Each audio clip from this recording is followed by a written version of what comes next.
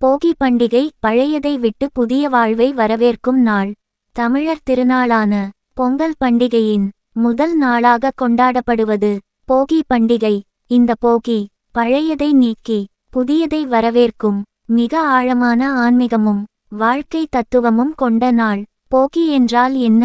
போகி என்ற சொல் போகுதல், அகலுதல் என்ற பொருளை கொண்டது. அதாவது நமக்கு தேவையில்லாத பழைய பொருட்கள், பழைய எண்ணங்கள், பழைய பழக்கங்கள், பழைய துக்கங்கள் அனைத்தையும் விட்டு புதிய வாழ்வை தொடங்கும் நாள். போகி பண்டிகையின் முக்கியத்துவம். போகி அன்று வீட்டில் இருக்கும் பயனற்ற பொருட்கள் அனைத்தும் ஒன்றாகச் சேர்க்கப்பட்டு போகி தீ மூட்டப்படுகிறது. இந்த தீ வெறும் பழைய பொருட்களை எரிப்பதற்கல்ல, அது பழைய துன்பங்கள், தோல்வி நினைவுகள், கஷ்டமான கடந்த காலம் அனைத்தையும் மனதிலிருந்து நீக்குவதை குறிக்கிறது. இந்திரன் வழிபாடு.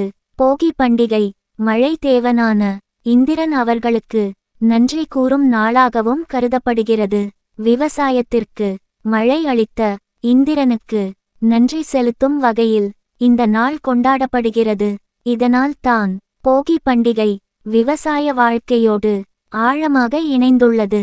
போகி ஒரு மன சுத்திகரிப்பு நாள். போகி என்பது வீட்டு சுத்தம் மட்டும் அல்ல, அது மன சுத்திகரிப்பு நாள்.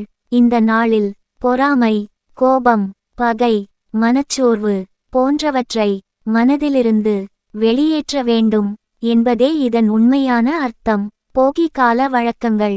வீடுகளை சுத்தம் செய்தல், பழைய பொருட்களை அகற்றுதல், அதிகாலையில் போகி தீ மூட்டுதல், வீட்டு முன் கோலம் போடுதல், குழந்தைகள் மகிழ்ச்சியுடன் கலந்து கொள்வது, அடுத்த நாளான பொங்கலுக்கு தயாராகுதல்.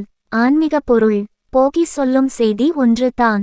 பழையதை பிடித்துக்கொண்டு புதிய வாழ்க்கையை தொடங்க முடியாது. இந்த நாளில் மனதார பழைய கஷ்டங்களை விட்டால் அடுத்த நாட்கள் நிச்சயம் இனிமையாக மாறும். நிறைவுச் சொற்கள். போகி என்பது ஒரு நாள் கொண்டாட்டம் அல்ல, அது ஒரு புதிய வாழ்க்கைக்கு எடுக்கப்படும் உறுதி. இந்த போகியில் பழைய துன்பங்களை எரித்து புதிய நம்பிக்கையை உங்கள் வாழ்க்கையில் ஏற்றுங்கள்.